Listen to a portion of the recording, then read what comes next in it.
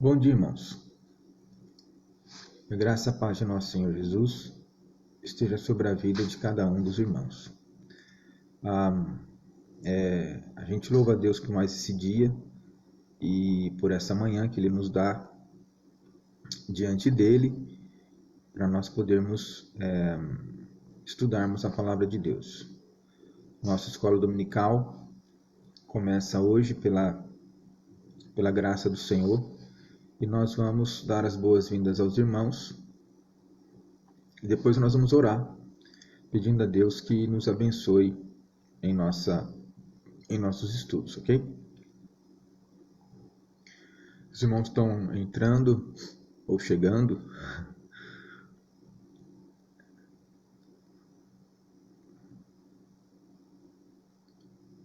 Que bom. Então eu vou dar bom dia a Zilá, bom dia minha irmã, bom dia a irmã Iris e a sua casa também, bom dia a Dona Francisca e a sua casa, bom dia a Isaíra e a sua casa,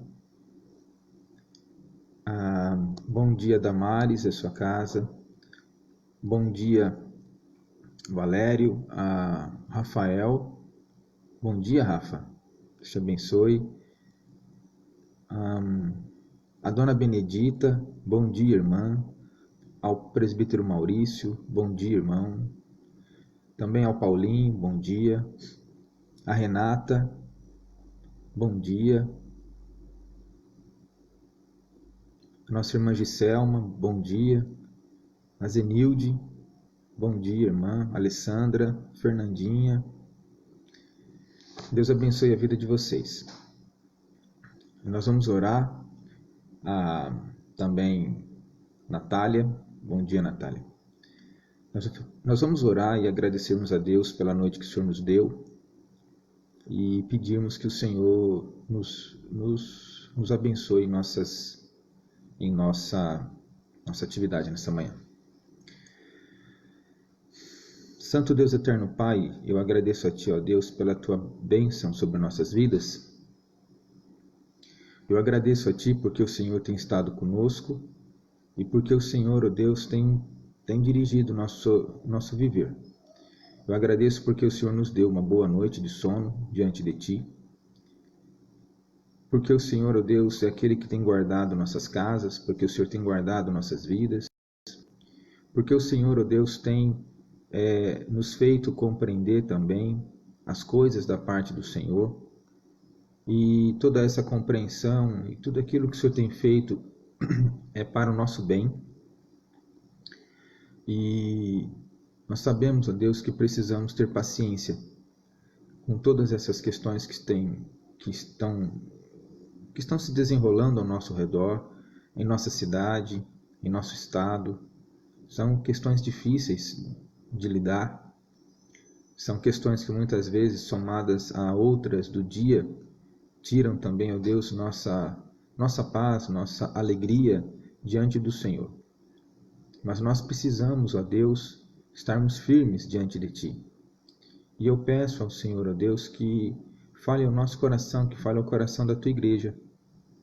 Que o Senhor nos ajude, ó Deus, a podermos ter a postura correta diante desses novos desafios que se remontam à nossa frente. Dá-nos sabedoria, dá-nos entendimento. Peço que abençoe a cada um dos meus irmãos, que o Senhor fale ao coração deles e que nos ensine. E no nome de Jesus que nós oramos. Amém. Deixa eu ver se entrou mais alguém enquanto eu estava orando.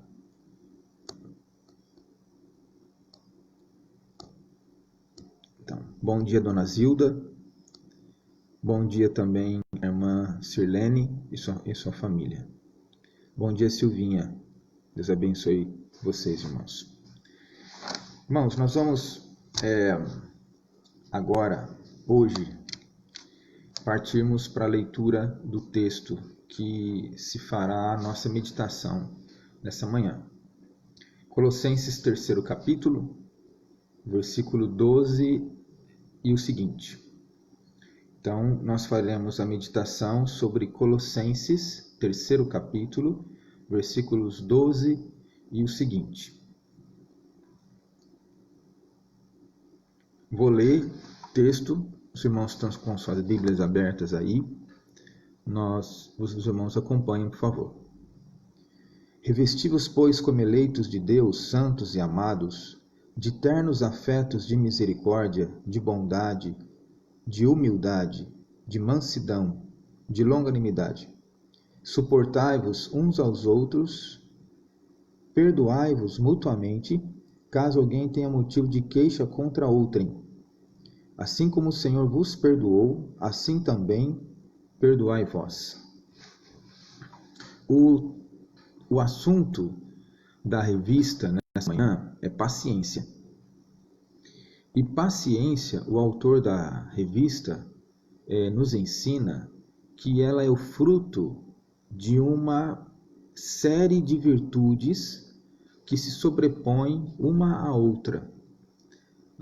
Significa que a paciência em si ela não é uma virtude independente de outra. Ela está ligada a outras. É como se fosse um conjunto de elos, né? Um elo ligado a outro elo que vai fortalecendo uma determinada estrutura.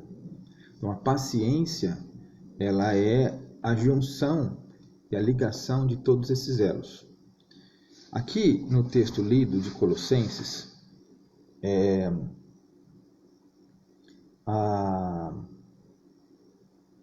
Paulo coloca o seguinte: revesti-vos, pois, como eleitos de Deus, santos e amados, de ternos afetos. Ternos afetos é uma expressãozinha para falar dessas virtudes que devem estar reunidas, né? O afeto é classificado como um sentimento, o sentimento ou o conjunto dos sentimentos que move a vida. Então, tudo que nós fazemos, ou não, é por afeto, né? Ou pela falta dele. Então, o conjunto daquilo que nós entendemos por emoções ou por questões afetivas determina o modo como nós desenvolvemos a nossa vida em todas as áreas. Então, aquilo que eu amo mais, aquilo que eu gosto mais, logicamente eu me dedicarei mais, farei com prazer, farei com amor, farei prontamente. Aquilo que eu não gosto, talvez, eu vou ter uma tendência bem mais reduzida em fazer.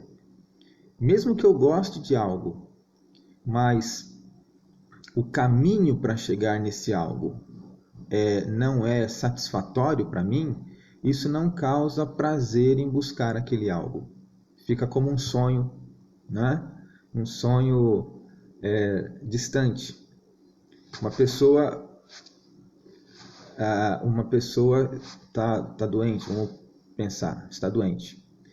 E o remédio, a pessoa tem como objetivo a cura, o ficar livre daquelas reações que a doença tem mostrado. Mas às vezes o caminho para a cura a pessoa não está disposta a fazer, né? Então ela tenta outras opções e não faz aquela que já está aberta diante de si, porque ela não vê o caminho como algo difícil, vê o caminho como algo impossível para ela. Então você percebe que as emoções que estão dentro dela, isso que Paulo chama de ternos afetos aqui, ternos são esses afetos reunidos de uma maneira amorosa, talvez, vamos dizer assim, que devem coordenar a nossa vida. Ele coloca aqui quais são as virtudes que devem ser reunidas para produzir a paciência, ou talvez que são denominadas, né, ligadas com a paciência. Ele coloca aqui: ternos afetos de quê? Misericórdia, bondade, humildade, mansidão e longanimidade. Então, a paciência é a reunião dessas virtudes e outras virtudes que não foram listadas aqui, mas que fazem parte daquilo que é necessário ser construído na vida do cristão, por causa de Deus. Quais são, novamente, as virtudes que ele lista? Misericórdia, bondade, humildade, mansidão, longanimidade. Veja, a bondade, ela é fruto de amor. Uma pessoa amorosa, ela manifesta o seu amor pela bondade. Então, perceba que como uma questão está ligada à outra. A paciência ela repousa nessas questões todas que ele coloca. Então, na realidade, paciência não é uma virtude isolada. A paciência ela passa pelo campo de diversas virtudes. E quando nós observamos lá o fruto do Espírito, que fala que o fruto do Espírito é amor, benignidade, bondade, mansidão, você vê que, na realidade, para que nós possamos exercer paciência, nós precisamos observar tudo aquilo que está lá atrás. Fazer uma leitura mais abrangente de como a nossa vida se encontra. Não é só falar assim, eu preciso cultivar a paciência. Eu não vou cultivar a paciência porque eu sou uma pessoa explosiva, vamos dizer assim. Não é uma coisa isolada. A paciência está ligada com outros afetos. Então, para que eu possa cultivar a paciência, eu preciso observar como está o meu coração em relação aos outros afetos. Como está a minha vida em relação às outras virtudes. Então, isso é imprescindível, precisa acontecer. Se não acontecer essa avaliação, não tem como eu desenvolver determinada virtude ainda não alcançada na presença de Deus. E é muito interessante, irmãos, que a Bíblia ela condena verdadeiramente a nossa ira. Há dois textos em Provérbios que eu achei muito interessante que falam sobre isso. Primeiramente, Provérbios, capítulo 12, verso 16, diz assim: a ira do insensato num instante se conhece, mas o prudente oculta a afronta. Então repare que dizer assim, minha paciência é curta, ou então eu sou uma pessoa explosiva, a Bíblia classifica isso como ser insensato. A ira do insensato num instante se conhece. Veja, então ele está dizendo que pessoas que explodem com facilidade são identificadas, talvez, ou classificadas pela Bíblia como insensato. Repare aqui também, Provérbios 14, 29. O longânimo é grande em entendimento, mas o de ânimo precipitado exalta a loucura. Então, está dizendo que aquele que se ira com facilidade, com imediato, ele não é classificado pela Bíblia como alguém que tem entendimento. O longânimo é grande em entendimento, mas o de ânimo precipitado exalta a loucura. Veja como é profundo esse verso. Esses dois versos de Provérbios. Então, irmãos, a impaciência é a exaltação da loucura e da precipitação. Uma pessoa que perde a paciência rapidinho, já se ira, já se inflama, está sendo precipitado. Mas aí, deixa eu só fazer um parêntese. A questão toda aqui não é... Porque tem gente que se ira, Tem gente que se ira, mas a pessoa se guarda. Você pode perceber pelo semblante da pessoa que ela se irou, mas ela não manifesta verbalmente aquela ira. Ela se cala. E aí, quando ela se cala e ela é e quem está do lado de fora viu que alguma coisa aconteceu, e pergunta para ela, mas por que você está assim? Ela diz, olha, agora não é hora. Então, essa pessoa que está dizendo agora não é hora, ela está sendo classificada como aquele que é grande em entendimento. Apesar do sentimento ter aflorado, ela está se segurando. É isso que ele está dizendo. É esse tipo de atividade que ele está classificando como grande entendimento e prudente. Porque às vezes, irmãos, é muito difícil de a gente não sabe pelo nosso temperamento quando que a ira será acesa ou não. Quando que o sentimento de ira será aceso ou não. Então, quando ele é aceso, né, isso é uma coisa instantânea. Dependendo do tipo de pessoa, isso é uma coisa instantânea. E agora, como faz para eu poder entender, como faz para eu poder segurar a ira? Isso que é chamado de paciência, aqui neste caso. Tá? A paciência, então, se faz no sentido de segurar aquela manifestação explosiva. Então, mesmo que uma pessoa se ire, mas ela se oculte de manifestar, ela está sendo classificada como a pessoa prudente e a pessoa rica em entendimento. Uma questão também que a paciência nos mostra é que a pessoa paciente, ela sabe aquilo que Provérbios diz, né? Aquilo que Eclesiastes diz. O coração do sábio conhece o tempo e o modo.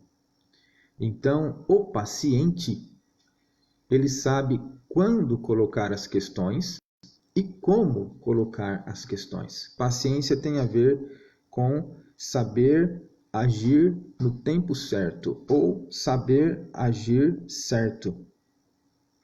Entendeu?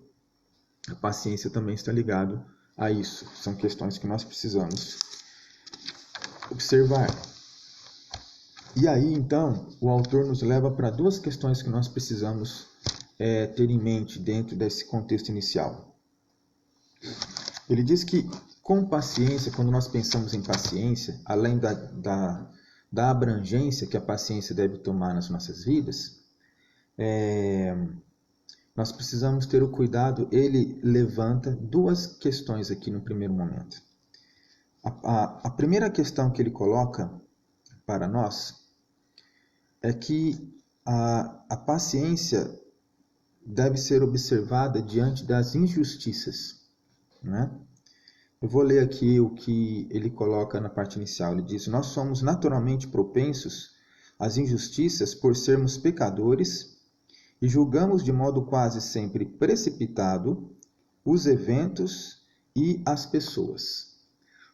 O que ele está colocando é o seguinte, que quando nós entendemos, ou quando, vamos dizer assim, entendemos que alguma injustiça foi feita, às vezes a nossa ira se acende de maneira imediata. A nossa aptidão, o nosso alerta para julgar as pessoas, ele é ativado instantaneamente. E aí nós começamos a fazer julgamentos daquele evento que nós entendemos como injusto, mas o que ele está colocando é que, frequentemente, o nosso julgamento não é feito pelo crivo correto.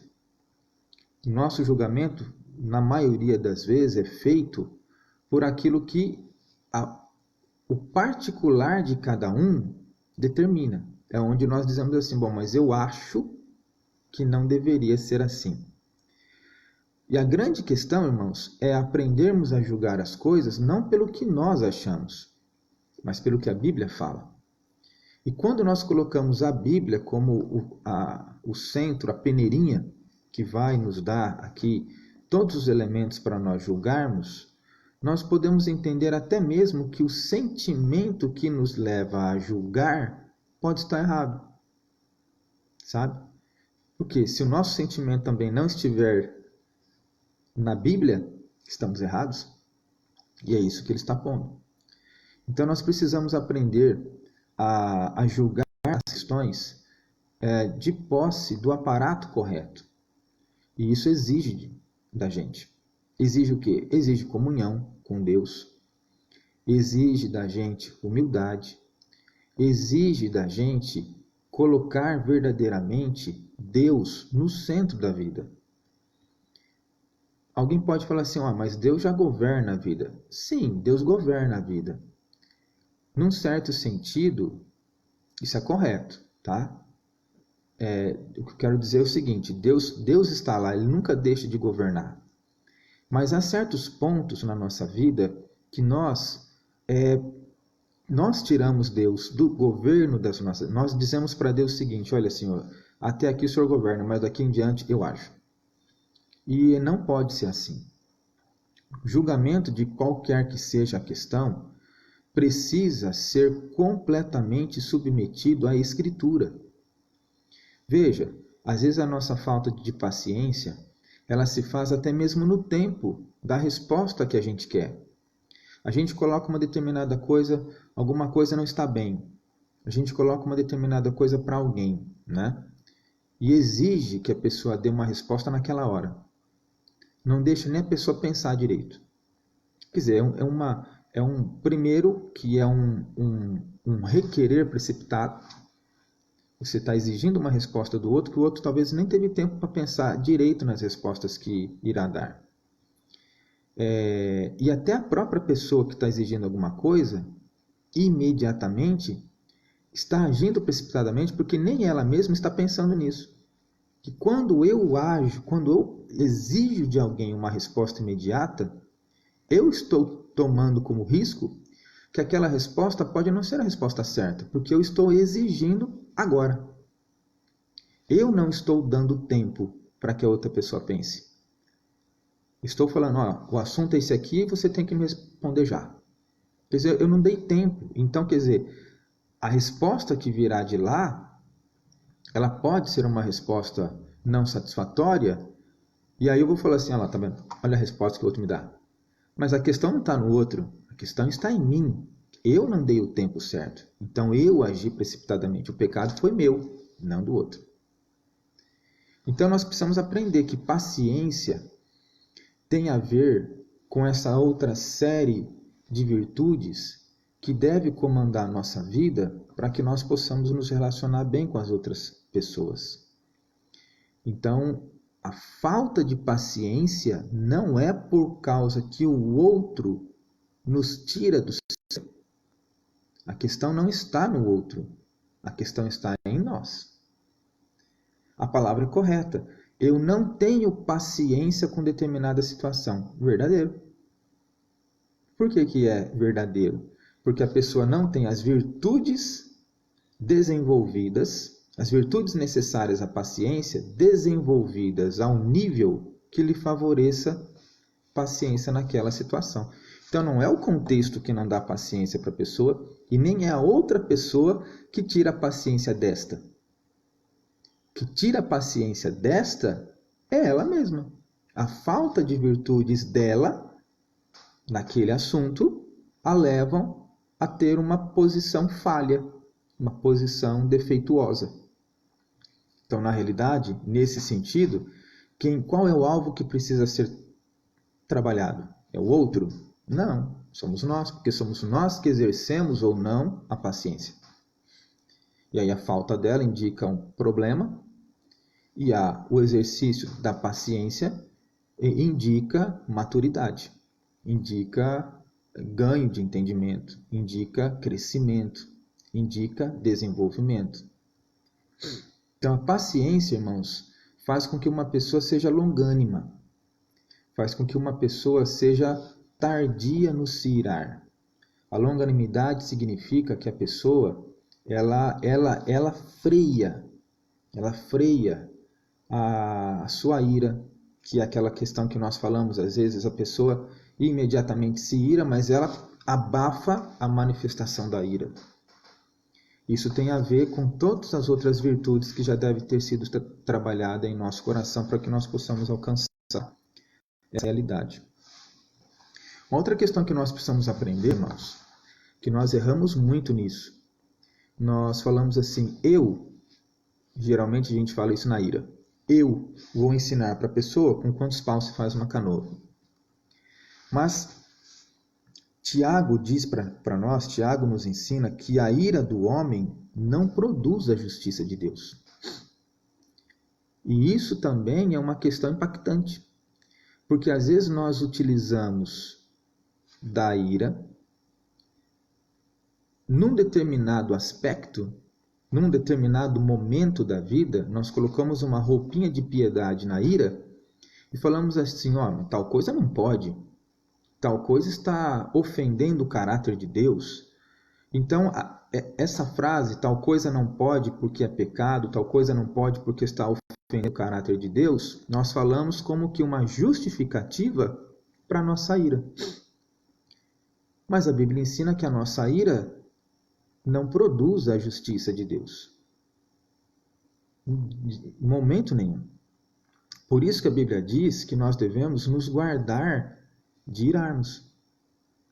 Não é? A Bíblia diz que nós devemos botar freio nisso. A Bíblia diz, não se ponha o sol sob a vossa ira. Ou seja, se nós nos irarmos, tem data de validade isso.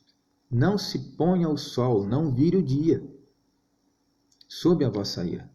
E quantas pessoas que vão dormir irado, acordam no dia seguinte irado, fica no outro irado, uma semana irado, não fala nada, fica calado, fica mudo, fica num estado de introspecção, ou seja, aquele negócio fica dentro dele, só alimenta, só alimenta, só alimenta. E quando a gente não fala, quando a gente não extravasa aquele momento, no sentido de procurar alguém para conversar, no sentido de expor aquela situação, nós somos inclinados a permitir que o pecado fermente na nossa cabeça.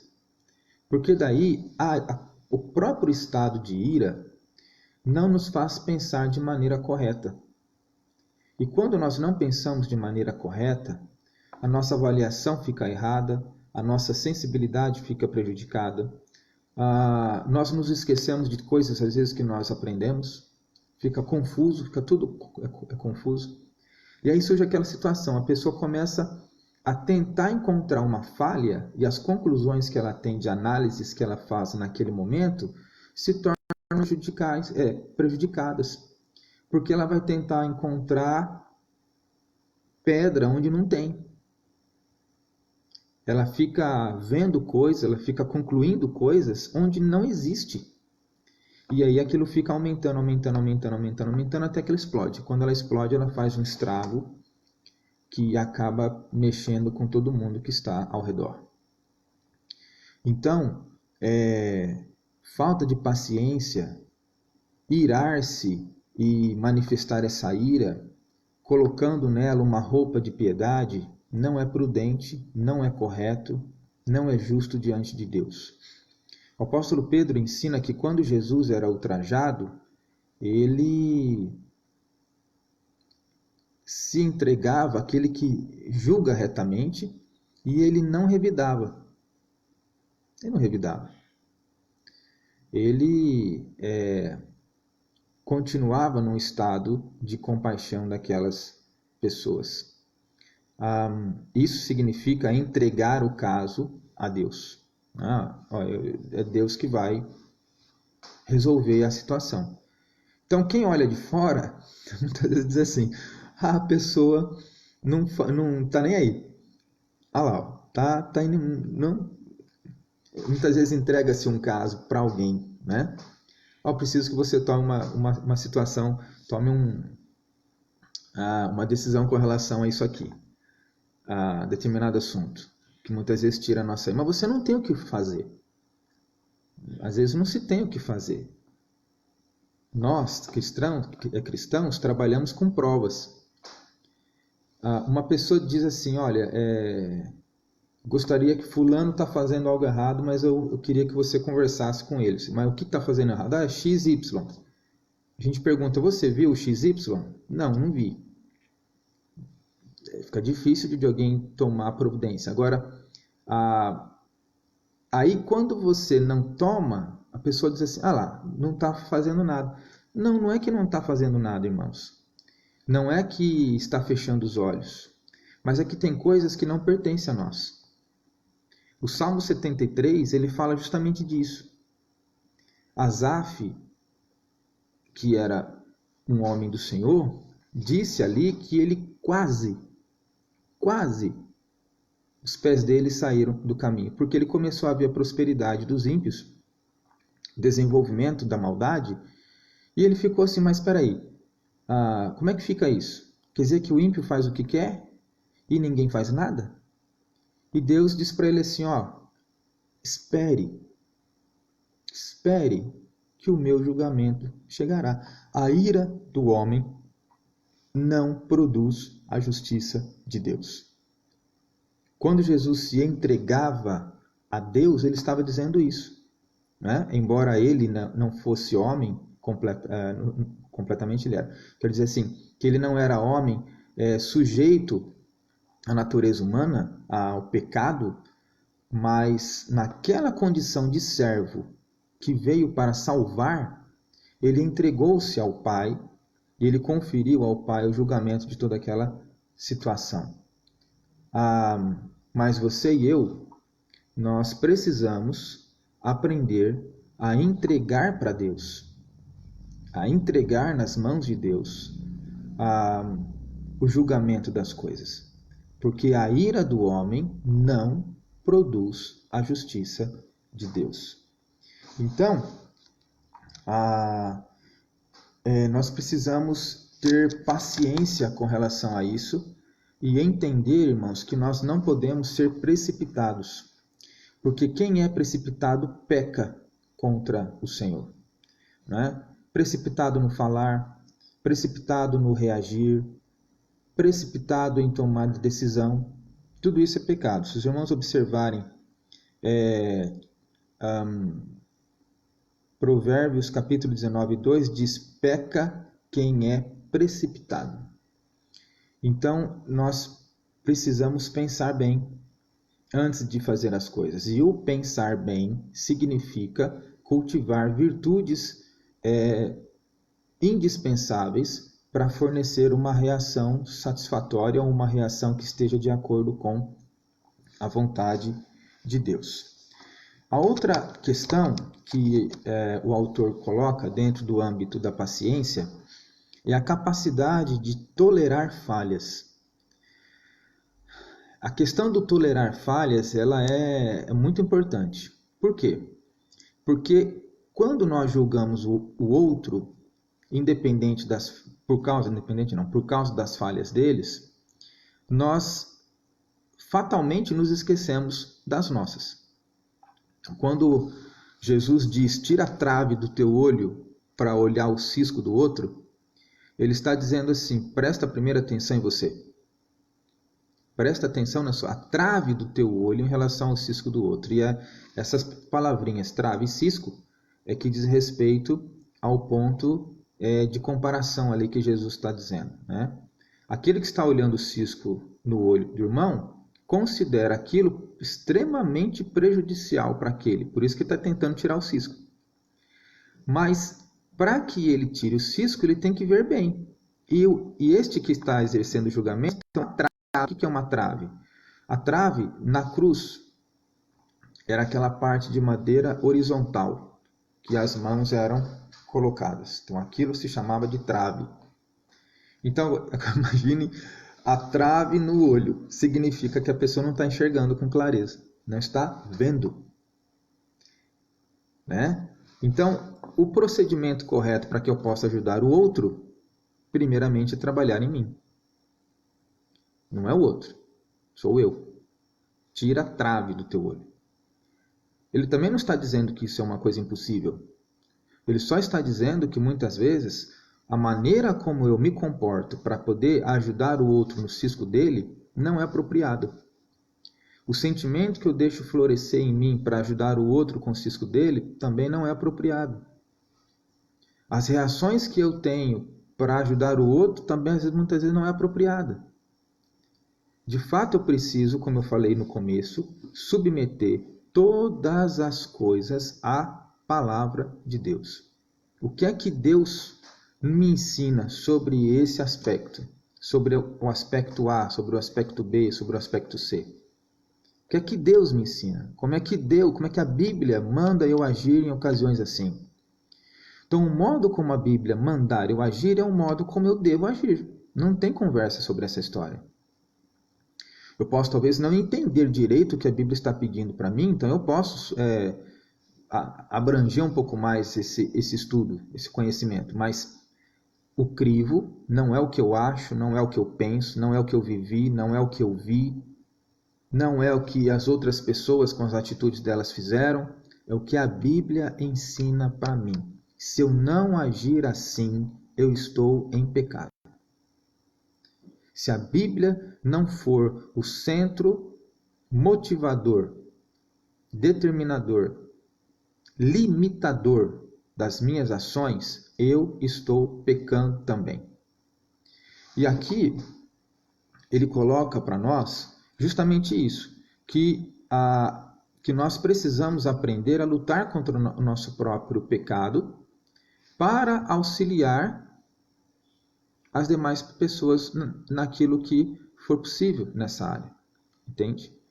Então, eu também preciso estar bem no que diz respeito aos meus pecados para poder auxiliar os demais. Uma outra questão muito interessante, irmãos, é que o caráter de Deus no que diz respeito a nós deve também modelar aquilo que nós fazemos com relação aos outros. Um exemplo, Deus é tolerante para com os nossos pecados, né? Nós pecamos. Eu não concordo quando diz que nós pecamos todo dia por pensamentos, palavras e obras. Se é assim, nós não estamos tendo a postura correta frente ao pecado. O que nós entendemos, irmãos, é que a nossa natureza é pecadora, e porque a nossa natureza é pecadora, acidentes com pecado acontecem. Mas não importa se a nossa avaliação é um pecado pequeno ou um pecado grande, pecado é pecado. E nós pecamos. Mesmo tendo conhecimento de Deus, da sua graça, de que o pecado é uma ofensa para Deus, nós pecamos. E como que o Senhor é conosco? Ele é tolerante. Ele nos dá tempo para arrependimento. O Espírito Santo dele fala ao nosso coração. Ele nos ensina. E existe uma outra questão muito interessante, que ele nos disciplina. Amor não é ausência de disciplina. A pessoa que ama, ela quer ensinar uma virtude correta, um caminho correto para os seus. Então, quando Deus nos disciplina, Ele nos disciplina justamente para que nós possamos aprender a andar de maneira correta. A disciplina de Deus é amor. Mas na hora que estamos sendo disciplinados, isso não causa alegria, né? Nós passamos pela disciplina com tristeza. Mas essa tristeza também é necessária para produzir a reação correta ao pecado. Então, a disciplina ela é fruto do amor de Deus sobre nós. Da mesma maneira, nós precisamos agir com amor para com as outras pessoas. E se lembre, como nós falamos na outra parte, que o amor é uma das virtudes necessárias para a paciência. A misericórdia é outra virtude necessária para a paciência. Compaixão, outra virtude necessária para a paciência. Bondade, outra virtude necessária para a paciência. Mas paciência não é passar a mão sobre o pecado, passar a mão sobre a cabeça. Paciência é tardar-se em irar-se e produzir atitudes corretas que visem auxiliar aquela pessoa a superar determinada circunstância. Para que eu possa produzir atitudes corretas, eu preciso avaliar de maneira correta, tirar a trave dos meus olhos. É muito interessante, irmãos, que às vezes quando nós nos colocamos como juízes, né? Porque quando nós vamos julgar um caso, nós estamos nos colocando como juízes. Quando nós nos colocamos como juízes, muitas vezes nós nos esquecemos do nosso próprio pecado. E nós colocamos uma aparência de peso muito grande, né? É como se fosse outra pessoa, nós nos revestimos de santidade. E, bom, mas você não pode agir assim, mas você não pode... Ok? Mas devemos tomar um cuidado muito grande com a nossa postura, porque 1 Coríntios 10:12 diz: aquele que pensa estar em pé, veja que não caia. O que eu estou dizendo é que não é proibido auxiliar uma pessoa na sua correção. Mas a postura que eu devo ter quando eu faço isso não é uma postura de superioridade. A postura que eu devo ter quando eu faço isso não é uma postura de imbatível. Olha, comigo não acontece isso. Pelo contrário, é completamente o avesso. É uma postura de humildade. Uma postura de misericórdia. Uma postura, às vezes, de identificação no que diz respeito à fraqueza humana. Eu não preciso cometer o mesmo pecado que aquela pessoa cometeu para falar para ela: eu sei o que você está dizendo. É difícil mesmo porque já aconteceu comigo. Mas eu devo entender que há coisas na minha vida que são difíceis. Da mesma maneira, há coisas na vida do outro que são difíceis. E quando eu vou falar da vida do outro, eu esqueço das coisas que para mim são difíceis e eu digo para ele: mas você não pode. Você está errado. Você está pecando. Entende, irmãos? Quando é comigo, eu digo assim: irmão, isso é difícil para mim. Nós vamos contar o nosso, isso é difícil para mim. Olha, eu tenho lutado tantas vezes. Então, nós falamos eu tenho lutado e nós queremos que essa palavra seja recebida com carinho, com amor, com verdade que é. Porque nós estamos, eu tenho lutado tantas vezes. Mas com o outro soa um trem esquisito, sabe? Fica assim, o outro fala assim: eu tenho lutado, irmão. Aí nós falamos assim: mas não tem. Se você tivesse lutado mesmo, você não estava assim. Então perceba que Deus, ele é misericordioso para conosco. Ele nos dá a oportunidade de exercermos julgamentos no sentido de identificarmos se uma pessoa está andando no caminho correto ou não, até mesmo para podermos auxiliá-la. Mas a postura que nós nos colocamos quando vamos julgar alguma coisa precisa ser uma postura de humildade, precisa ser uma postura de submissão à palavra de Deus, precisa ter uma postura verdadeira de misericórdia. E aí, irmãos, como eu falei, a misericórdia e todas essas questões necessárias à paciência e também ao julgamento, não significa passar a mão na cabeça e ocultar o pecado. Pelo contrário, significa agir de uma maneira correta com a pessoa, mas colocando o pecado no seu devido lugar. O pecado não tem vez na vida do cristão.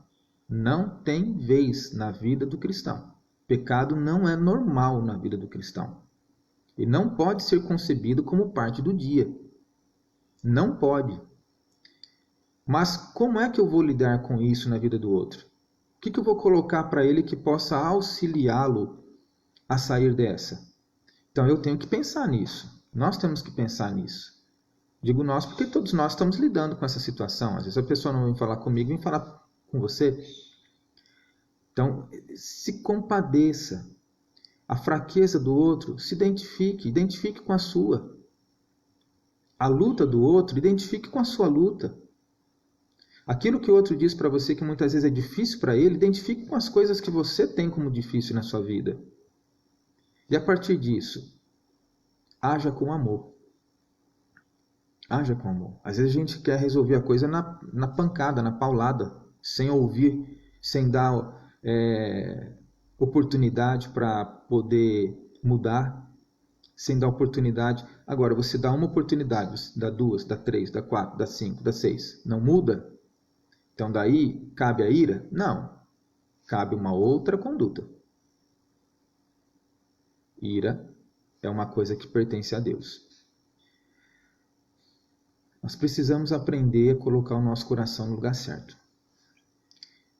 nenhuma ira é justificável na presença de Deus. Nenhuma ira é justificável na presença de Deus. Pelo contrário, a Bíblia classifica a ira como obra da carne.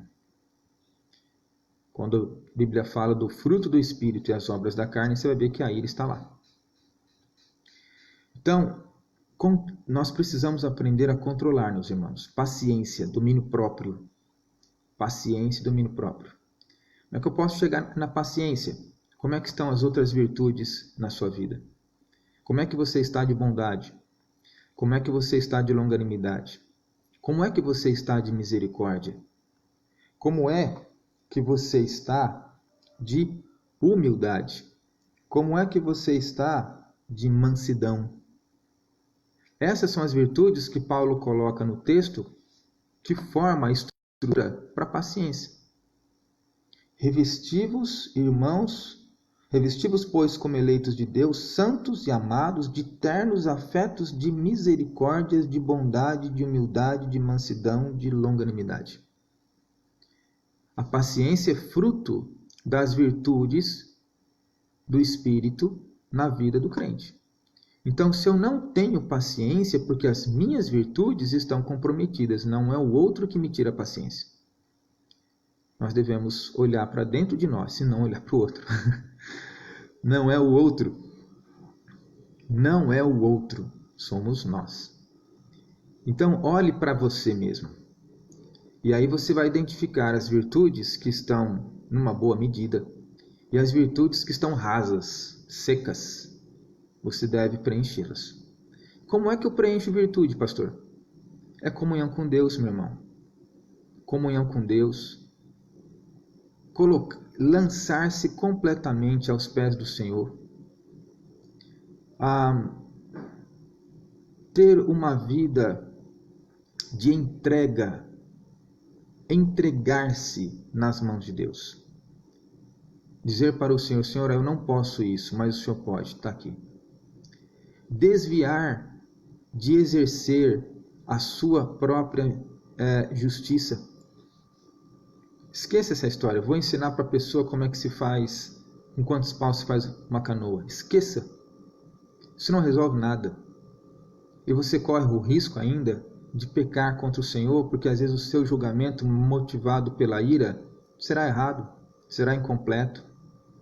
Muitas vezes você pode até fazer a coisa certa por motivos completamente errados e aí você está pecando. Ou seus motivos podem estar corretos, mas o caminho para poder fazer aquilo está completamente errado também, você está pecando. Então, não se apresente em pecado na presença de Deus. Tema a Deus. Mas como é que eu posso parar determinada coisa? Pense consigo mesmo, olha, eu não posso fazer isso porque eu temo pecar diante de Deus. Eu confio ou eu coloco o julgamento desse fato na mão de Deus. É Deus que vai julgar isso. É Deus que vai agir assim. Deus sabe exatamente como medir, com quem medir e a hora de medir. Está na mão dele. Então se esquive, se desvie de tentar fazer a própria justiça. Quando você for conversar com alguém, você pode auxiliar uma pessoa a enxergar o caminho certo. Identifique-se com ela. Não se coloque numa postura de superioridade.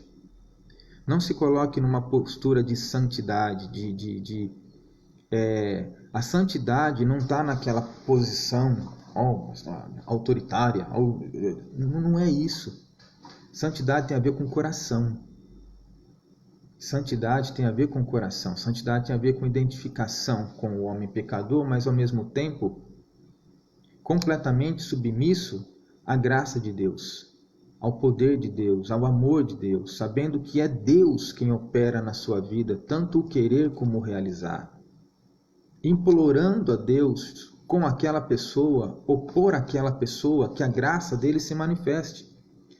O apóstolo Paulo diz: incessantemente menciono cada um de vós nas minhas orações.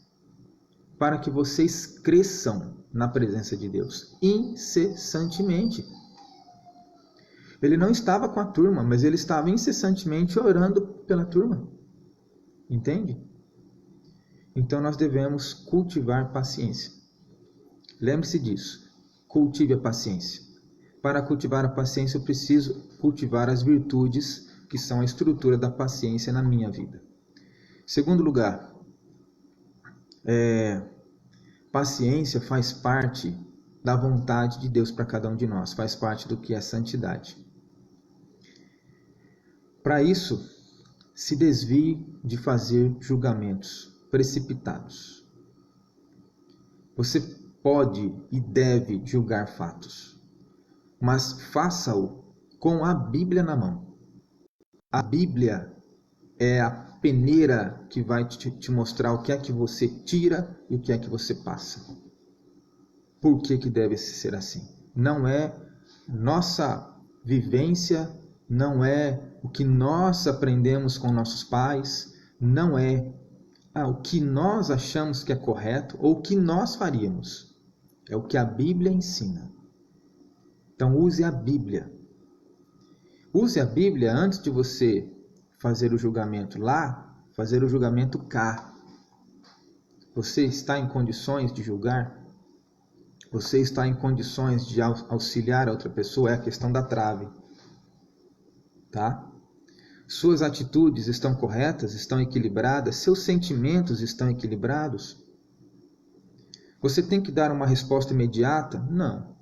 Pense, reflita. Se a sua atitude está correta. Pense em tudo isso. Outra coisa, seja tolerante. Porque Deus é tolerante com os teus pecados. Seja tolerante. Tolerante não é passar a mão sobre a cabeça. Seja tolerante. Deus estará abençoando a sua vida. Vamos orar? Pai amado e Deus querido, eu peço a Ti, ó Deus, que encha o nosso coração de paz, mas também do poder do Teu Espírito Santo. Nós precisamos, ó Deus, aquietar o nosso coração com relação às diversas questões que estão ao nosso redor e nós reputamos por injustas. Muitas delas são de fato, mas não cabe a nenhum de nós tentar produzir a Tua justiça, porque ela é falha em nós. Tentar produzir a Tua justiça é um trabalho errado, um trabalho imperfeito e que redunda em pecado de nossa parte. Eu peço a Ti, ó Deus, que o Senhor trabalhe o nosso coração, trabalhe as virtudes, ó Deus, que formam a estrutura para a paciência. Que o Senhor nos encha de bondade, que o Senhor nos encha de graça, que o Senhor nos encha de misericórdia, que o Senhor nos encha de longanimidade, que o Senhor nos encha de mansidão, que o Senhor nos encha com a capacidade de dominar nós mesmos. Que o Senhor volte os nossos olhos para a Escritura, porque a Escritura é o crivo, a Escritura é o norte, a Escritura é o guia para tudo, para os nossos sentimentos, para as nossas escolhas, para a nossa vida toda.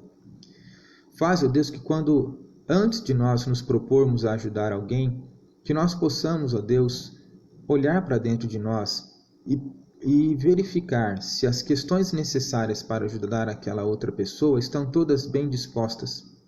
Se nós conhecemos os nossos limites, se nós conhecemos até onde nós podemos ir na ajuda proposta. Faz, ó Deus, com que nós não nos coloquemos como superiores aos outros, mas que nós nos identifiquemos em nossas fraquezas, nós nos identifiquemos nas nossas limitações, nós nos identifiquemos uns com os outros com as questões que são difíceis e nós possamos colocar todas elas diante de Ti, sabendo que o Senhor é quem cuida de cada um de nós. Mas também ajuda-nos a não confundirmos, ó Deus, essa identificação das nossas fraquezas com a cobertura do pecado. Fazer vista grossa ao pecado. O pecado precisa ser identificado como pecado. E nós precisamos lidar com ele como pecado. mas não com chicote nas mãos, não com paus nas mãos, e sim com amor, com carinho, lidarmos com cada irmão, auxiliando a cada irmão a superar aquelas debilidades que um dia talvez já estiveram presentes até mesmo em nossas vidas. Ajuda-nos, ó Deus, a olhar para as circunstâncias da nossa própria vivência com humildade, não só apontando o defeito dos outros, mas observando o nosso próprio. Às vezes o defeito do outro é uma reação ao nosso defeito, e uma coisa leva a outra. Ajuda-nos verdadeiramente, ó Deus, a mudar o nosso comportamento, mudar os nossos valores, mudar a nossa visão, auxiliando também as outras pessoas a mudarem os seus defeitos, a mudarem os seus valores, a mudarem suas visões. Cuida de nós, o que nós pedimos em nome de Jesus. Amém. Deus abençoe a vida dos irmãos.